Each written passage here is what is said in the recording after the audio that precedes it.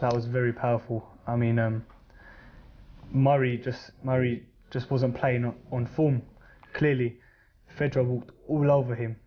I mean, I don't know if it was whether down to the fact that he had a new coach.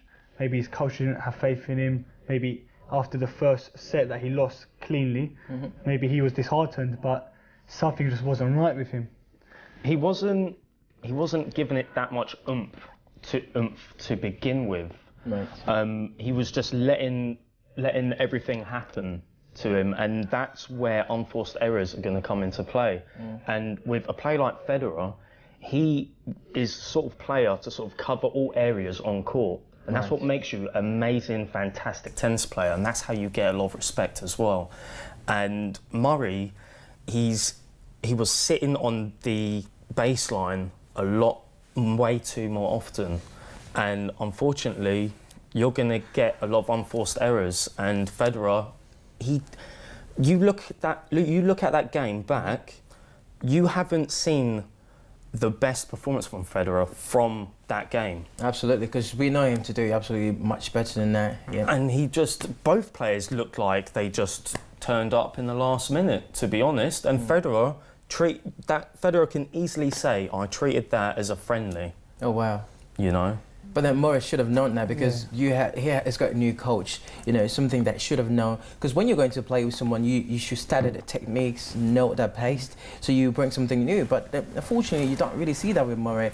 You know, having a new coach, do you think that also had an impact or an influence? Yeah, I mean, I agree. I mean, I have to disagree with you a little there, if I'm going to be honest. I mean, I feel that Roger Federer did go into it full-hearted, and I think Andy Murray also went into it full-hearted. I mean, the ATP was a big deal for both of them, and I don't believe that they went in there assuming it was a friendly. I mean, this game meant a lot to them, you know, to get into the finals with Djokovic. I mean, that would have been their dream, and especially to beat Djokovic, the respect, like you talk about the respect side of it, respect they would have gained from beating Novak Djokovic this is what we're talking about, if you know what I'm saying. So. So based on that, I believe they did try it. The new coach, took away his faith a little, if I'm going to be honest. But I think it was more to the fact that I don't know if he's got as much in his locker, Andy Murray. I think he's done great. I don't know if he has the warrior inside that he used to have, where he won the Wimbledon, and at that point where he was untouchable and he had the fire inside of him that what the Federer, Djokovic have. That's why they're still doing great.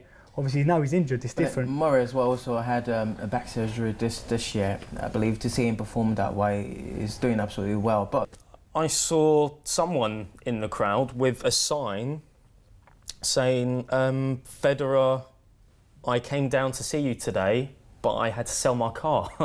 You know, so if you're out there, that's impressive. I hope it was worth it for that quick game.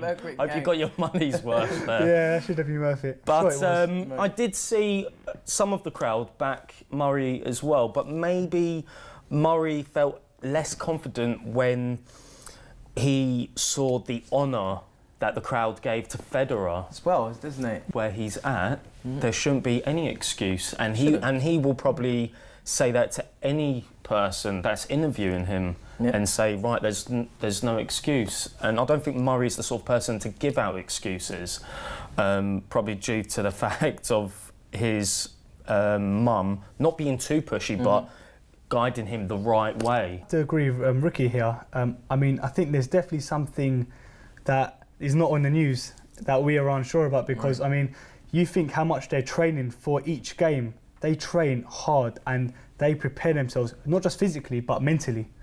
And to go in, and especially at Murray's level, I mean, just recently, not long ago, won the Wimbledon, you know, you don't come and lose like that to Federer. I mean, Federer is a great player, but you don't lose like that. And, you know, it could be a lot of things. It could be something personal, family related, and we don't know.